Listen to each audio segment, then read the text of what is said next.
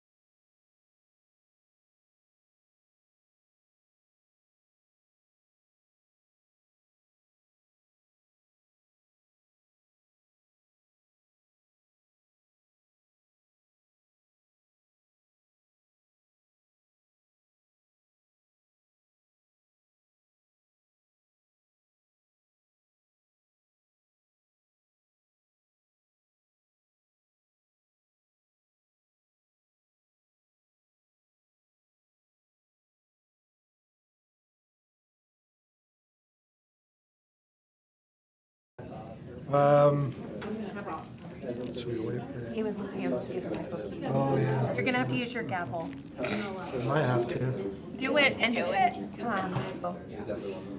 You got it in ya. Not today. Not today, I don't. My goodness is 4. So Yeah, it's like a hammer.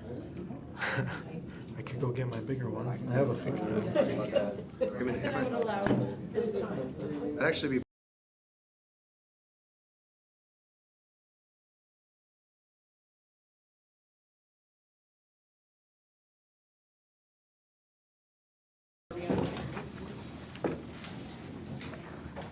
All right, ready, begin. I pledge allegiance to the flag of the United States of America and to the republic for which it stands, one nation, under God, indivisible, with liberty and justice for all. Do I have a motion to approve the agenda? I move to approve the agenda. Second? All right, any further discussion? Kirsty? Aye. JD? Aye. Freddie? Aye. Hillary? Aye. And aye for me. All right, we'll move into reports. We'll turn the time over to Superintendent Marcus Myers. All right, good evening, Chair, Trustees. Thank you for taking some time with us this evening. We're excited to share Kuna's Excellence in Action this evening with you. This morning was a great example of that, excellence in supporting our great staff. We had the opportunity this morning to visit each one of our schools to drop off a care package of snacks and goodies and a treat to say welcome back. We're thrilled that you're here and to start their day off on a positive note. Had the opportunity to meet a lot of great staff, our new staff, our administrators, all the great people in our schools getting great work done and getting set up for students. And I just wanted to share an era of excitement and an era of energy that's taking place in our buildings right now, where we're just super excited to welcome kids back. And you see that with the number of visitors that we have in our schools this evening, getting the kids ready for school and that partnership there. So I want to take a moment to highlight that and a unique opportunity at what was for this morning, as we did an adjustment for our Kuna Caveman opportunity. But with that, we made great things happen this morning regardless. With that excellence in action, we're going to start off with some excellence in what we do for kids and setting them up for success after they walk across the stage with us. And a big piece of that is preparing them for college and career readiness. A great example of that is Paige Shepard, and we've got a short video showing you that success.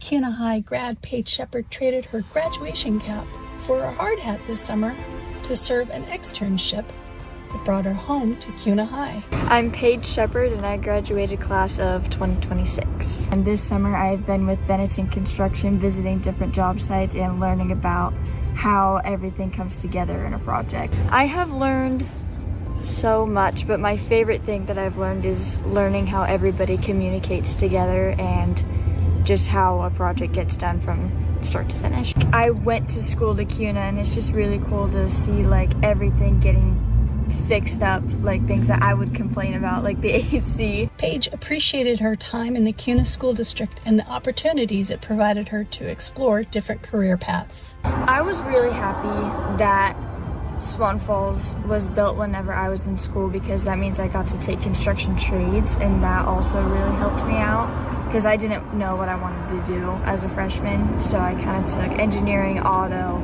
construction, and all the things.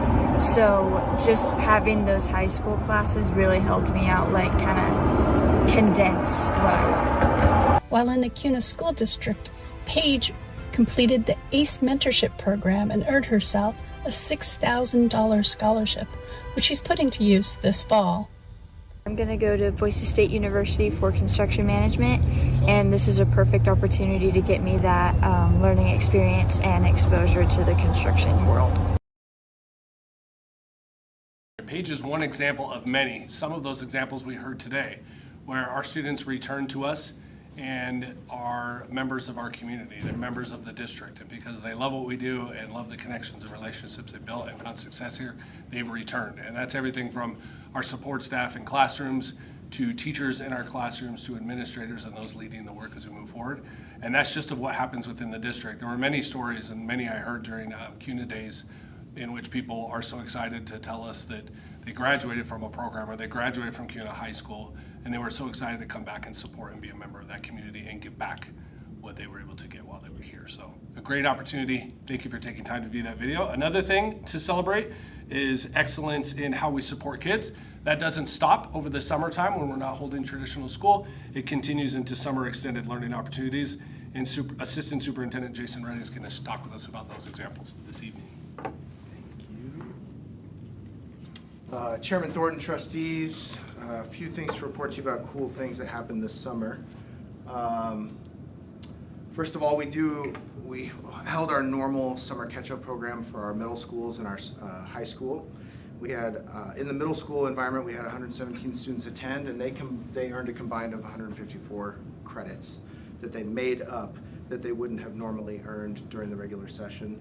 And also, the principal wanted me to make sure and mention that they enjoyed Gaga Ball during the breaks. It sounds like the kids really got after it and enjoyed that time in between the two sessions that they had in the summer. Additionally, the high school catch-up program, and I'm sure you're aware, like they were relocated over to FMS. Both of these programs were held there. We had 207 students attend that program, and they earned a combined 340 credits that they made up that they would not have earned during the regular session. So to just help provide those opportunities for students not to get behind, fall behind, delay their graduation date by any means. And then that really great celebration of 4 seniors that should have graduated in the spring that didn't quite get finished. They were able to finish the credits that they needed to complete in order to complete their graduation requirements. So really cool opportunity, good things that we do there for kids to be able to just kind of keep moving in their academic journey. The other really neat opportunity I want to share with you is just our Migrant Summer Enrichment Program. I have some things to read here from Darcy, who ran that program this summer, so bear with me as I read these because there's some really cool celebrations here. She said we had over 20 pre-K students that attended this summer, and for many of them it was their first experience in a classroom setting. Along with the hands-on learning, they practiced routines like lining up, sharing, and following a daily schedule. The opportunity provides a huge start in helping them become kindergarten ready when the regular session starts. So really cool things that those enrichment activities, learning letters, numbers, colors, all those great things that we would need kids to be ready and get to kindergarten. And then also we had a 6th and 7th grade students. They did several different things, but one of the cool things that they did, they ran out to Swan Falls. They did some hydroelectric energy studies, some water quality studies, safety, power, and then one of the highlights of the summer, I think Kevin even participated in this or knew about it for sure. They all got to go fishing there at the dam, which is it's a cool thing that some of those students might not have ever been able to do before. So just overall, really cool things in that space. Opportunity and exposure for enrichment in their learning. And then lastly, before I'm done, we had a lot of cool things happening in our CTE environments this summer. I'm just going to give you some quick stats on this. EPA, they took 5 students to Tennessee. Skills USA took 2 students to Atlanta. HOSA took 14 students to Indianapolis. FCCLA took 6 students to Washington, D.C. And FFA took 16 students also to Washington, D.C. And overall, I think I was working on kind of what is the great impact that comes from these opportunities. And really at the end of the day, it's like we are exposing our kids on a national level to enrichment opportunities that multiply the things that they are doing in their classrooms here in Kuna. So they get that experience, getting out of Kuna, exposing themselves to different places, different cultures, different states, going and competing, all that kind of stuff is just a great opportunity for those kids. And then lastly, before I'm done, coming up there is the FFA National Conference. That is going to be in October this year, the 19th through the 24th. So we'll be looking forward to sharing all the cool things that happen there with you as well. All right, thank you, Mr. Reddy.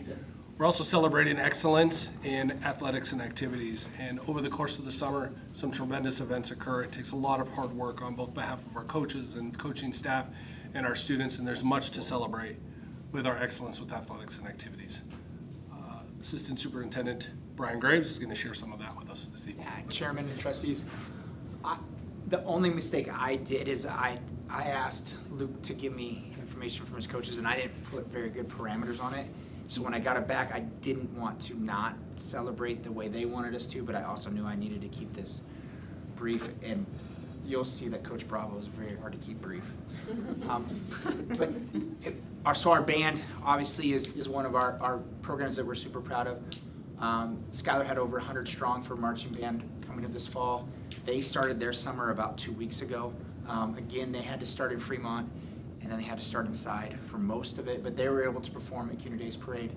And then that band camp obviously starts us off. Theater and drama did a huge summer camp for them. Over 50 kids from our community was able to go to their summer camp. That was held at Initial Point this year, but super excited about theater. And then CAST just did their retreat last week. At that retreat, they plan out all the events, activities, dances, and then they set the theme for the school year. Strength and conditioning, just one of the ways that we try everything we can to compete with our neighbors. Some of our numbers, 437 different students across all 11 different programs, or 11 of the programs participated. Bravo said it was, over his 6 years, it was the best attendance he's had. Our student athletes managed through the construction zone, and they wanted to thank you guys for allowing them to keep going, and our admin. It was just something we couldn't replicate in another school, is our weight room. And then, oh, don't worry, just go to one of the people downtown. They'll probably donate. And then we reminded them we're open from 6 to about 5. So is somebody really gonna give us their shop for 11 hours? So, and all of this is paid for by us. You don't have to pay extra for any of this. So you don't have to go to a club, you don't have to go to a different place. You get all this with us. Our spring sports, baseball for the third summer, participate in American Legion Baseball. This is a back to kind of, if you're old like me, it was American Legion Baseball was what you were proud of your town and you were proud of your country and you played American Legion Baseball, not club baseball. 34 of our 47 spring kids played this summer with Kuna. The older team went 30 and 13, the younger team went 12 and 11. Track partnered with YMCA. They had multiple youth camps throughout the summer. She said her open field and participating in the summer strength and conditioning was fabulous. We will hear more about this, and if I'm wrong, we'll be corrected by our famous pole vault club coach. But we had 3 kids that competed just recently at national pole vault, and Kuna had a junior Olympic national champion, 3rd place, and either 6th or 10th. I wasn't sure which one the Kuna was. Yeah, that's right. Okay, but I know we're going to celebrate that a little bit louder and prouder. We just had another kid that came. We had 2 other kids that placed that traveled out here and worked with us. So.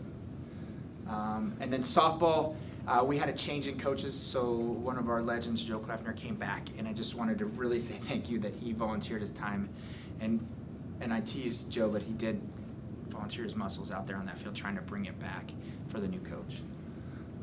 Basketball, our women's program, 100 kids attended their summer youth camp, which that means they're Kuna kids, that her future. She had 3 teams participate all summer. All this is here for you. I'm not going to read to you the whole thing, but again, another coach thanking you guys and thanking our facilities coordinator and our elementaries for finding gyms for them, because again, they didn't get to use Kuna High, so they got to travel a little bit. And they just want to say thank you for not shutting us down for the summer and finding places for them to play. Our men's team this summer competed in 5 tournaments, 2 travel recruitable events. They wrapped their summer up with a very successful season. Multiple players, he said, are getting recruited for college basketball, and again, he wanted to appreciate helping coordinate gym space and opportunities through the construction. Cross country, 7:30 morning workouts with Saturday runs at the Butte. She said they had a very large team camp on July 27th where they learned all kinds of things other than just running. She said they averaged between 38 and 40 kids for cross country running. Sounds like punishment to me, but these kids love it. And they assisted with Kuna Days as well. They ran the fun run. That sounds, sure they are. It's fun to run. Volleyball, you'll see talking about Kuna legends. One of our grads took our job as an interim, so she will be coaching as an interim coach this year. Courtney Weatherby, former Montana State Bobcat. But she just said that they got a late start, but they definitely participated in open gyms and got the work in. And then soccer, new press box, devoted coaches. increased team unity, and their great participation through the summer workouts, strength and conditioning. I will let you read football when you get a chance, but very excited, brand new football coach. He had 47 kids go to varsity camp, and he took out a ton of highlights. 42 athletes participated in JV, and 49 participated in the freshman camps. So if you do fast math, we're well over 130 kids did the summer commitment. His training numbers, he's really good on social media as well, but his participation in the weight room, took second place in the lineman challenge. Those are my favorite football player, was the lineman. So they held a youth camp. They had over 100 athletes come from our community to their youth camp. Tons of community service hours. And then just overall, we wanted to thank Kuna School District, our board, for making opportunities available for our students through the construction, through the heat, and through the smoke of late. Our athletes, they overcame it all, and we're super proud of them. So thank you. Trustees, thank you for giving us a few moments to highlight the excellence happening in Kuna. You can hear the sense of pride from these two gentlemen around how that impacts kids. They represent hundreds of others who put in the work, put in the effort with kids each and every single day, and we know that they share that same sense of pride, both from ourselves in the district and then from our community. So thank you for giving a chance to highlight some of those and taking a few moments tonight. We appreciate it. Thank you. Thanks for sharing. Perfect. Patron comment. Are there any signed up? Perfect. Thanks. No? Okay. All right. We'll move on to new business. I'll turn the time back over to Superintendent Marcus Myers to talk about supplemental levy. All right, thank you, trustees. We are happy this evening to share with you how we are very fiscally responsible and how we provide a very thorough, effective, and high-quality education for our students in Kuna, while at the same time balancing how we spend that money to be very responsible with our taxpayer dollars. And so as part of the discussion around what next steps might be with our supplemental levy, we've invited a couple of people with us, and then at the end, we'll have a recommendation for you, okay? First up is Michael Keith. He's with Zion's Bank. He is going to walk us through historical information around our taxes, tax structure, and how that funding was used, and then talk with you around next steps, including the L2. Mr. Keith? Yeah. Sir. There you go. Thank you. Well, good evening. Thank you again for allowing me to be here. Some of you know me. I know we have a couple new trustees. I'm Michael Keith.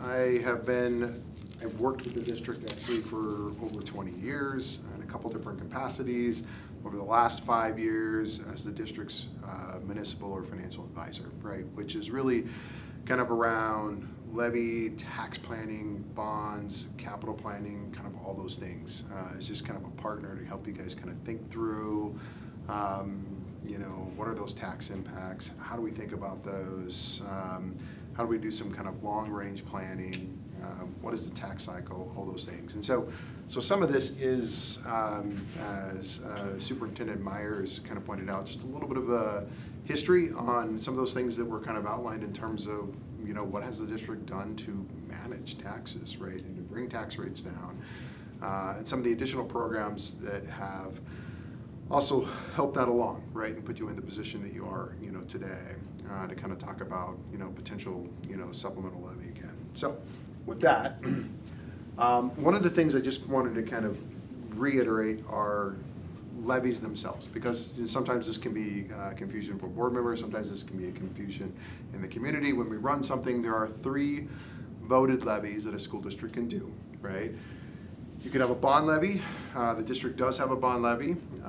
You have just a few years left on a bond that passed back in 2016, I believe, and had some refinancings that were on the books that paid off, this year. So you're down to kind of that one bond. There's a plant levy. The district has had a plant levy in the past, doesn't have one now. Plant levy is not debt, but it is for capital projects, right? So it's typically passed for, maintenance of, roofs or, pavement or, something like that, but to kind of help pay for that as more of as a pay-as-you-go type of capital levy. And then, of course, the one that we're talking about tonight, which is the supplemental levy, right? And as its name suggests, it is intended to be a supplement to your general funds, right, that you receive from the state, right? So you get of course, your state distribution, and then these funds help to kind of shore that up where the community may want to spend a little bit more or invest money in other things, and the district can kind of talk about those. So those are the 3 voted levies that the district can have. This is kind of, again, a quick snapshot of the district's debt, right? You have done a really good job kind of managing your debt. We'll talk about some of the things you've done to kind of pay that down.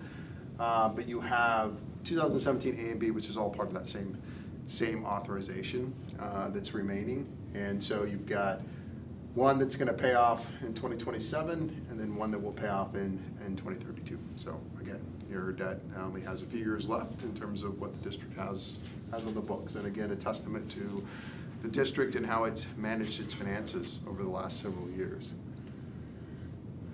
So structurally, this is the way that debt looks. And, again,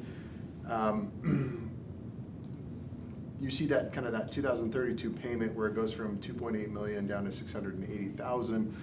Again, that's because the district has been a good steward and paid off debt, right? You've shortened it. When this debt was originally issued, it went out to 2036, right? The district has already trimmed almost 4 years off of its debt as a result of using excess cash and trying to pay that debt down as quick as it can, which has resulted in the savings of taxpayers. And so this, again, on the books, it'll come off this year. You've got the 2016 bonds, which were refinancing of your 2008 and 9 bonds. Those will come off going into this next year. So you'll have debt service that'll go from 4.5 million down to 2.9, and then final year, 714,000. So again, there'll be some reductions in debt after this year, and then completely out of debt in 2032 on that. And again, the reason for that is the district's use of cash, right? This idea that we have, it's called defeasances, which is just a fancy word for utilizing debt service funds that can only be used to pay debt, where the district has managed that well and used that to pay off its longest term bonds, right? So they did that in 2019, paying off the 2007 bonds, and you continue to kind of pay down those 2017 bonds, which has resulted in about $6.5 million of interest cost savings as a result of that. So not insignificant in terms of what the district has done, and again, managed its funds well to keep taxes low. Some of the recent things that have happened to help not only with tax rates, right, but also investment in capital facilities are 2 different programs that instituted by the state. One of them is House Bill 292. It's called a facilities fund. Really, I would think of it as a property tax relief first fund, and then, yes, if you have no levies, then it can be used for capital facilities. But this is where the state has stepped in and allowed the school districts to participate in some receipts of sales tax dollars, right? So cities, counties, those folks have had it for a long, long time. To fund this program and to reduce taxes in the state, they have tapped into sales tax funds, right? And redistributed those to school districts to help them pay down levies and to help invest in facilities. And so we have the 292 funds. The 521 fund, which was the modernization funds that came out later, right? Those were specifically for capital projects, right? And so that was where the state went out and borrowed against sales tax funds for the next 10 years, and then distributed those funds across the districts based on your enrollment, just like you get all your other funding, right? And so those were, again, specifically dollars that the district is utilizing to do projects within the district from a capital funding perspective. Can I just ask a question? Yeah. They're based on attendance rather than enrollment. Is that correct? Yep. Both of those? Yep, that's correct. And this is how House Bill 292 waterfall fund works, right? And so those distribution, those sales tax dollars is distributed by the Department of Education. You're actually going to be getting your funding at the end of this month, this year for the next fiscal year on that. Starts with, again, property tax relief, right? The first thing it's going to do is offset your debt service on your bonds. If there's enough funds from 292 that exceeds, right, your bond amount, which there was last year on that, then the next thing that gets offset from a property tax perspective is your supplemental levy, right? Then it's the plant, and then if you have either all three of these offset and you have more money than what you need to offset, or you don't have any of those levies, then that fourth part of that waterfall is where you get to utilize it for capital facilities. And the district has done this once, right? I think it was last year where you didn't have a supplemental, you had lots of money again, utilizing your bond funds to pay your debt service and not levy taxes for it. And that allowed the district to strategically use 292 funds to get some of the critical projects done in the school district. And so that was an opportunity the district took advantage of when it could. This is what's happened to the tax rate as a result of all those things, right? Of property tax relief, market values going up, growth, managing your taxes the way the district has managed its taxes so well over the last several years. If you rewind the clock, right, back in 2013 was kind of that high point. And that's pretty typical for all school districts in the state, right? Remember we were coming out of that financial crisis. The state had kind of gone through its rainy day funds, and school districts were looking to figure out how they were going to shore up their budgets at that time. And so we saw a lot of supplemental levies either get started, get increased there. And in fact, if you were to go back through the stats, I think it was something like you went from 65 school districts of the 115 school districts to almost 100 school districts having supplemental levies or some form of a supplemental levy as a result of that financial crisis and what had happened. So lots of tax rates spiked at that time. And at the same time, valuations were going down, right? Which is also driving up tax rates. But as market values started to recover, the district started to get its feet underneath of it. It started to bring that tax rate down. For a while, it said, okay, look at the growth rates that we have, which were modest at the time. We said, hey, we're gonna target a $5 tax rate. We'll make this predictable. And then market values become unpredictable, right? And so it wasn't sustainable nor prudent to keep it at a $5 tax rate with the kind of growth that the district was seeing in its market value. And so the district kind of changed course and started bringing that tax rate down again, right? And so you saw that go lower. And then, of course, these last couple of years, 24, 25, and 26, those were 292 funds, right? That really helped kind of drive that to where it is today. Right, so we went from $7.86, you had nothing, 12 cents last year, and only 48 cents per 100,000, or per 1,000 now. So taxes have come down a lot over the course of the last about 13 years. So what does this mean for the L2? What is an L2, right? So L2 is the form, right, that gets utilized by all taxing districts in the state, right? And it's the form that you fill out, which is your requirement for any funds, right, from property taxes that you are going to ask from your constituents, right? And that gets filled out and it gets turned in to the county, and that happens in the fall in September, right? And so what I have up here is what your L2 looked like, and it's in a couple different pieces here. Last year, right? So this was 2025, so September of 2025, what you turned in for collections. Now, what's interesting about the L2 is this number, this $53 million, that is not a property tax ask, right?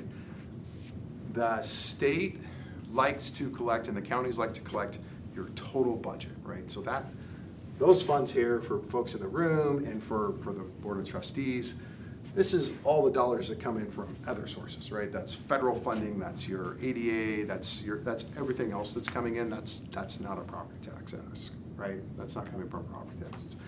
But they still want to know what your total budget is. The tort levy is not a voted levy, right? And that typically goes to kind of help pay for insurance. It is the only one that has its kind of own little calculation that goes with it. It has its own property tax replacement funds that go with it, right? And so the district requested $150,000.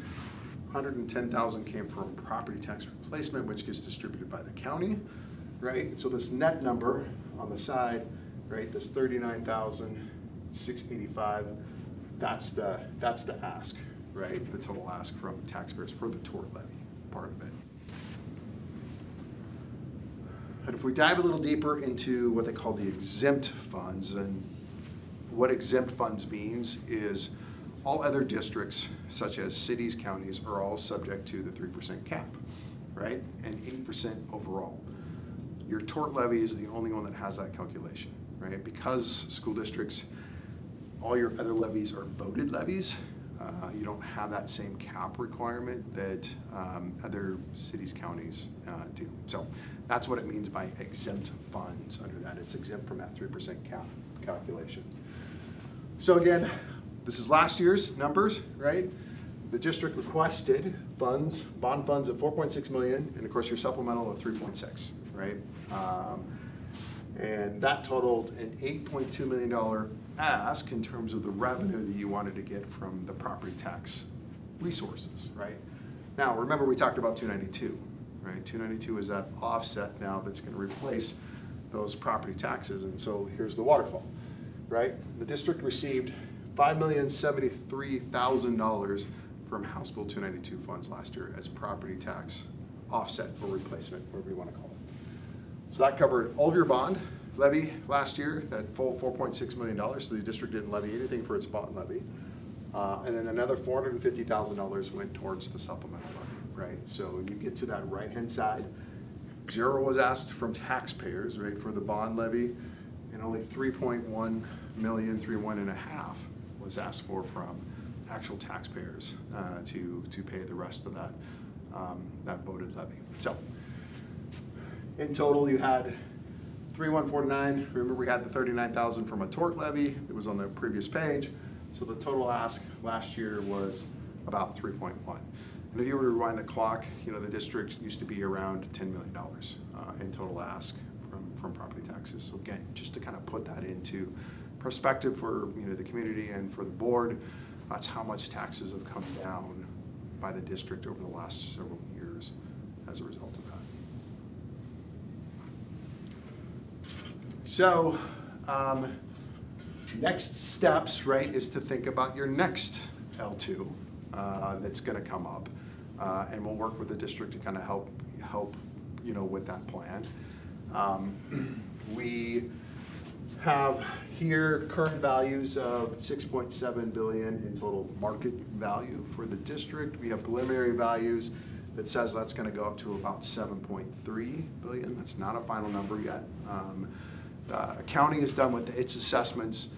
The operating values, which is things like utilities, are not done, and that comes from the tax commission. And so that's the reason why we don't have final values yet for the district, but we will have those in a few weeks for those in terms of final numbers. The proposed supplemental levy, that's what was on the ballot, right? $3,609,000. You got 1 year left on your current supplemental levy. That'll go on the ballot for, or sorry, not the ballot, but the L2 for this next year. Assuming, right, that we get the same level of funds, which, and some conversations with the Department of Education, it seems like that's the case, that we should be pretty close to that same number, but kind of holding things constant on the 292 fund side, you'll get another about $5 million, right? Existing debt service goes down just a little bit. So total tax impact, and because a lot of the election resolutions, things we do now, thinks of that in a per 100,000, right? So your tax impact this last year would have been $47.07 per 100,000 of taxable market value, right? And then it'll go down to $41.89 under this current scenario. And you know, that market growth is about 9%, right? So it's still growing quite a bit.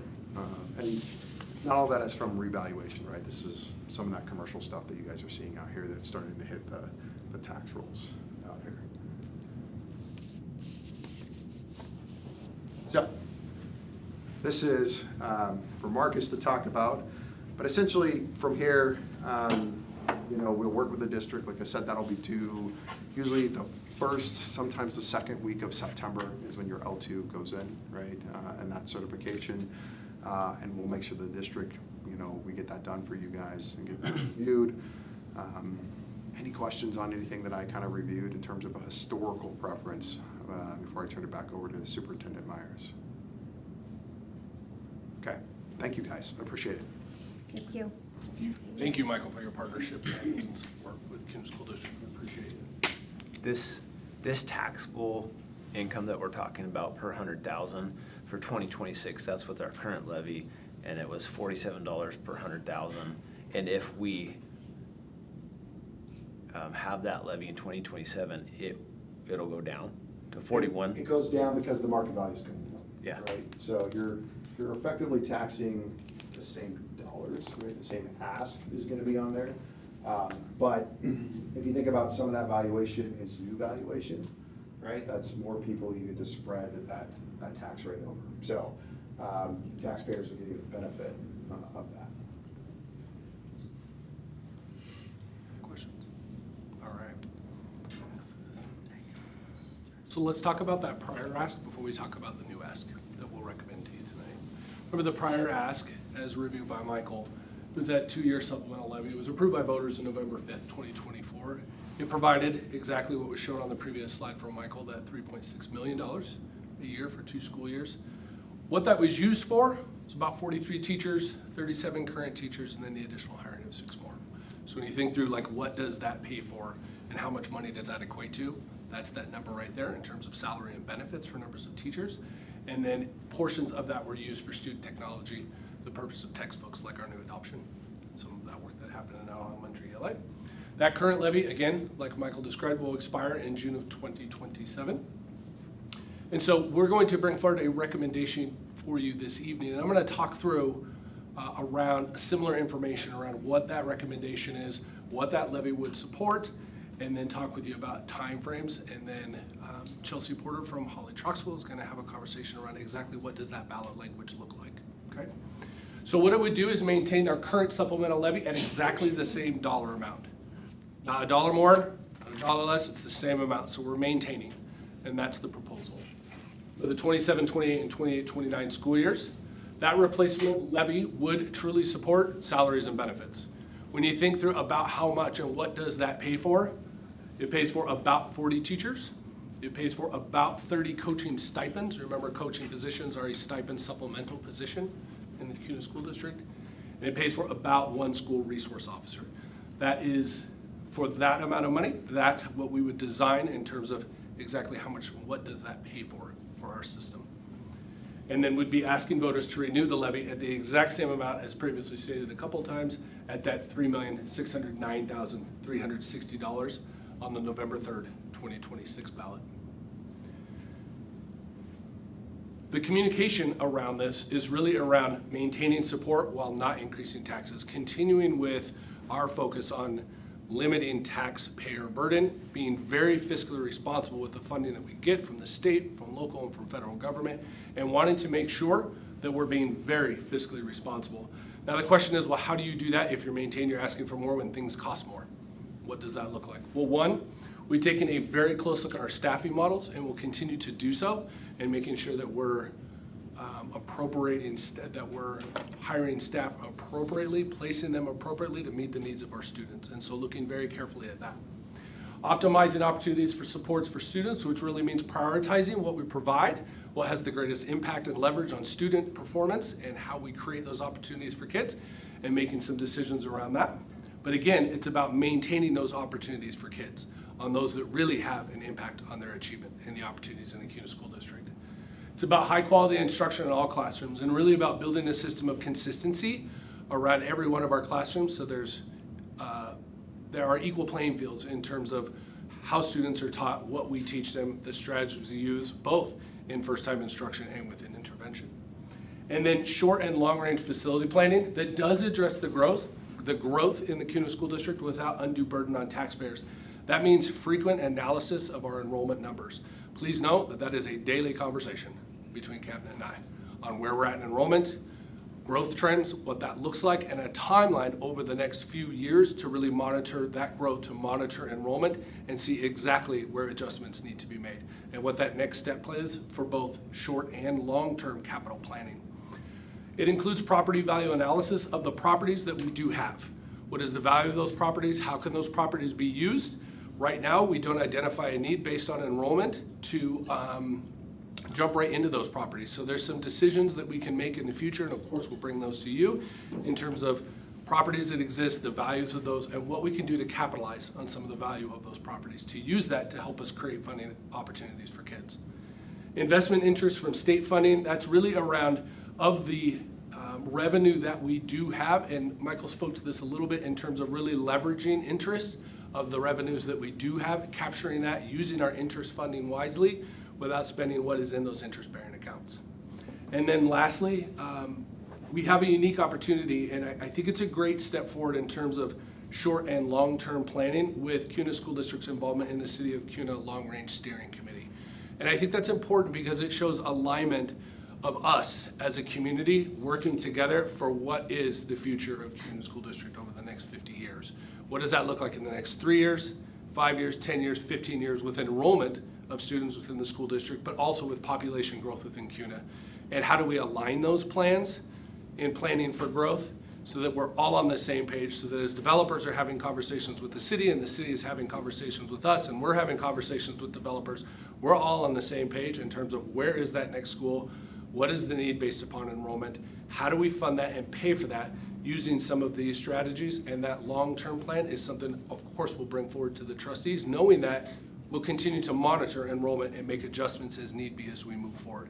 But what's great about in the development of that plan, one of some of the conversations that we've been having in the planning that we've been having around that long-range capital planning, now we can align with the City of Kuna.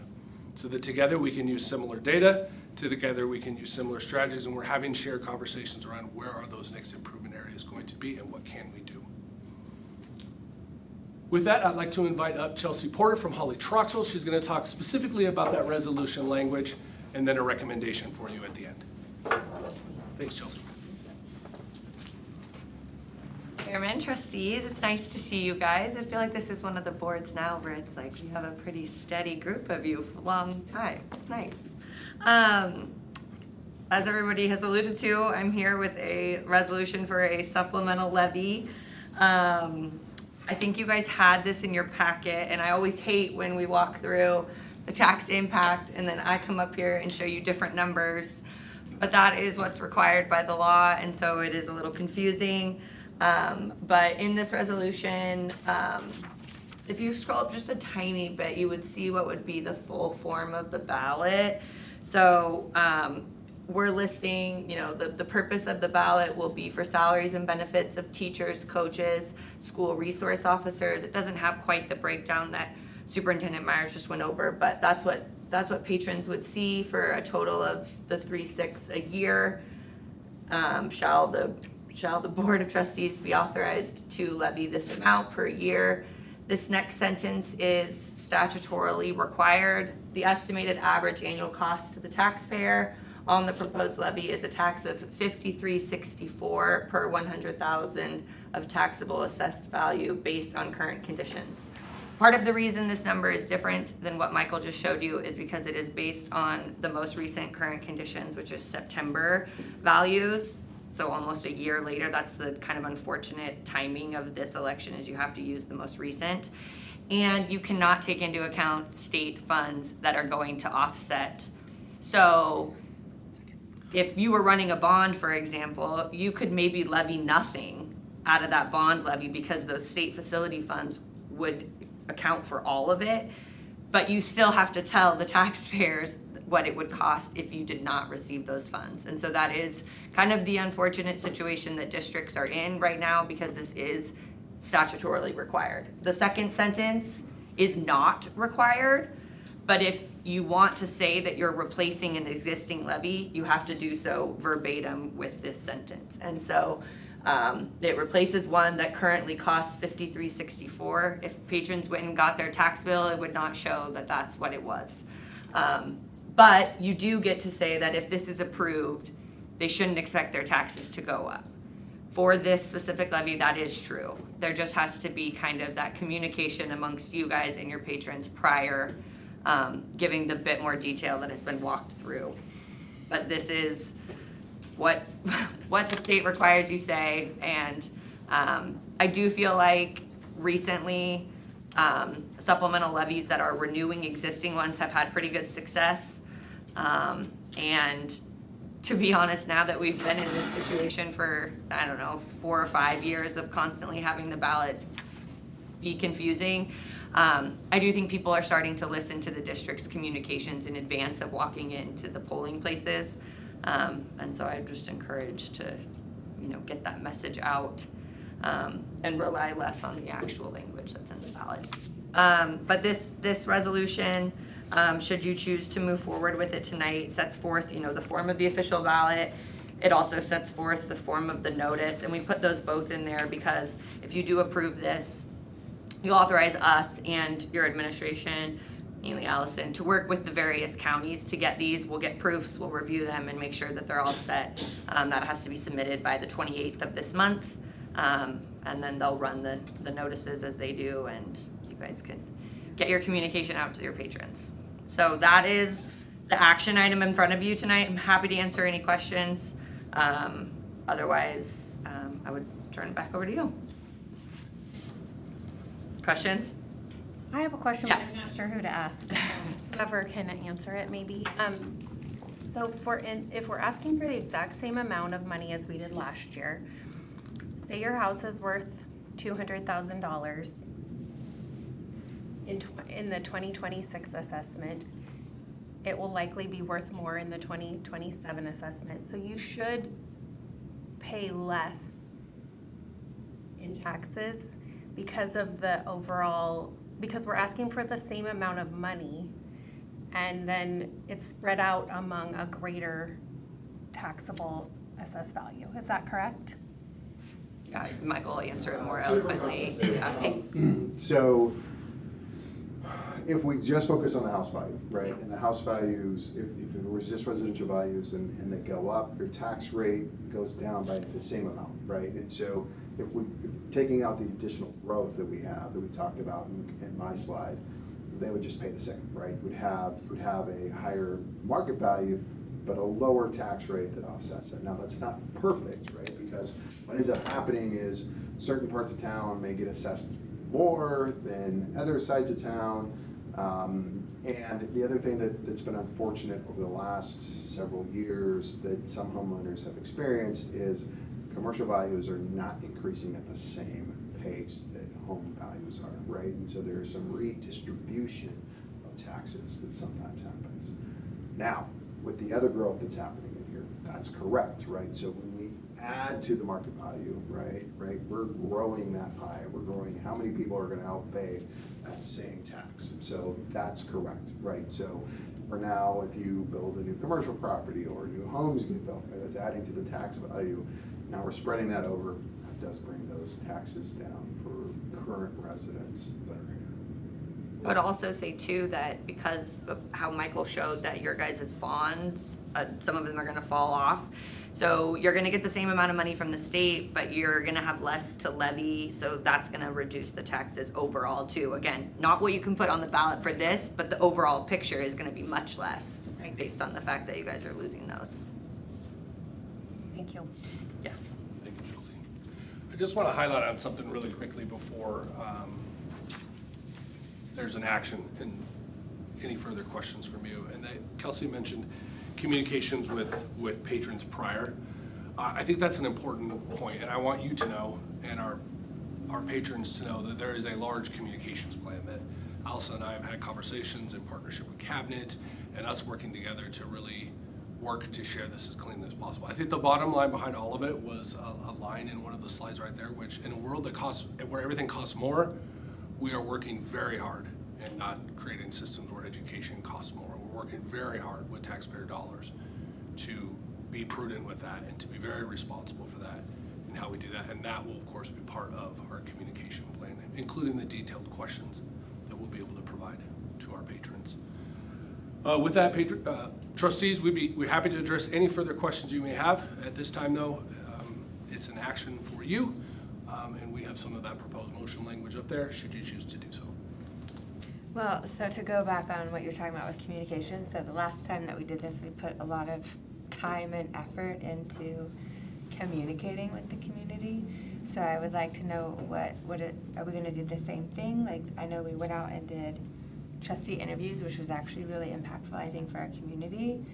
We did a committee where we all came together and we did bring the community in, have questions, and figure. So there was just a lot of time and effort that we all put in to communicating what that looked like. So I guess my biggest concern is getting the community involved again, the way we did before, because I think that's really made the biggest impact by getting it passed. And then the second thing is, if it doesn't pass, what does that look like? Chair, Trustee Bruce, to answer your first question in terms of the amount of energy and effort put into communications, the answer to that is yes, we will, and we will do more so. Okay, we've had we had that same conversation already around like what are the strategies involved with the communication.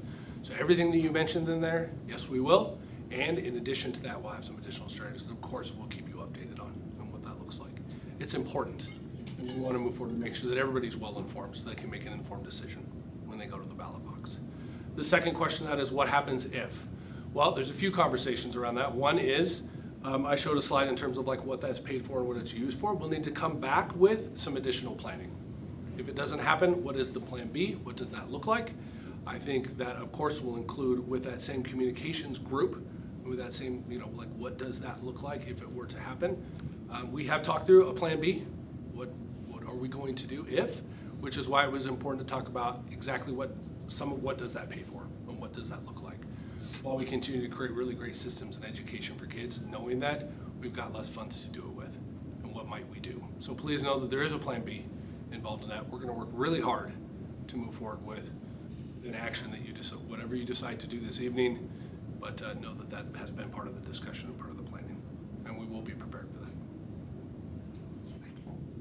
And just, sorry, you also would have the time, that the district has worked far enough in advance of this that you would have time to run another 11, run it again before it actually expires. Not ideal, but getting ahead of the game and running in November instead of May gives you that second opportunity. Thank you, Chelsea, for bringing up that key point that I just right over. Appreciate that. Thank you. I move that we approve the supplemental levy resolution as it's presented.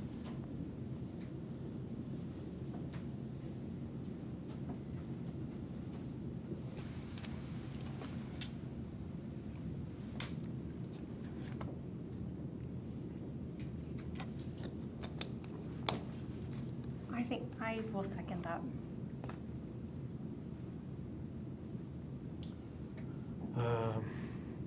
Any further discussion? Anybody else got any questions? Anybody want to say? I think at this point, I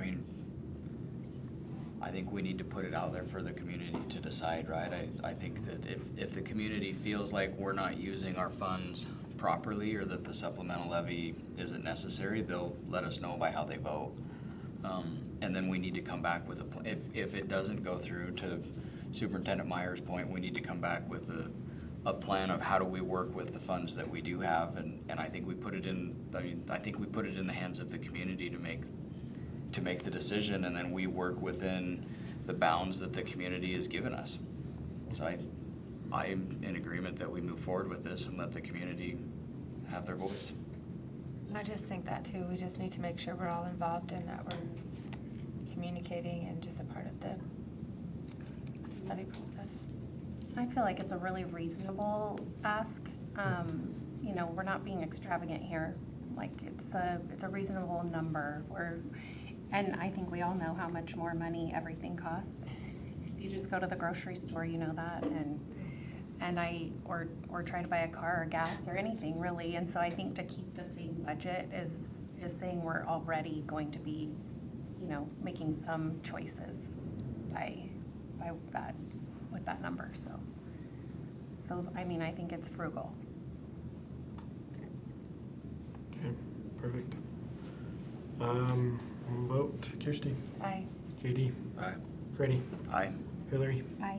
An aye for me. Motion carries. Okay. Move on to consent agenda. Thank you. Thanks, guys. Thank you. A motion that we approve the consent. A second. Any further discussion? Hillary? Aye. Freddie? Aye. JD? Aye. Kirsty? Aye. An aye for me. All right. Move on to the good of the order. It's first day of school on Thursday. Here we go. Yep. It's pretty We're also exciting. super excited. Thank you for letting us share some updates of the events of today. We made some adjustments to what is posted up there that we had to have posted prior to this meeting, but it was a good adjustment and well-timed and for the right purpose. At the end of the day, teachers got more time in classrooms to prepare for kids. We're just going to take that really high-quality PD opportunity and shift it to another time frame of the year during our first professional learning day. But we got lots of work to do over the next couple of months, and we're ready for it, so thank you. And then there's a list of fall sports home events coming up for middle and high schools. Got a lot of good things coming up, so do I have a motion to adjourn? I so move. I second. All right, Hillary, Freddie, Aye. JD, Aye. Kirsty, Aye. aye for me. Meeting adjourned. Nice one. All right.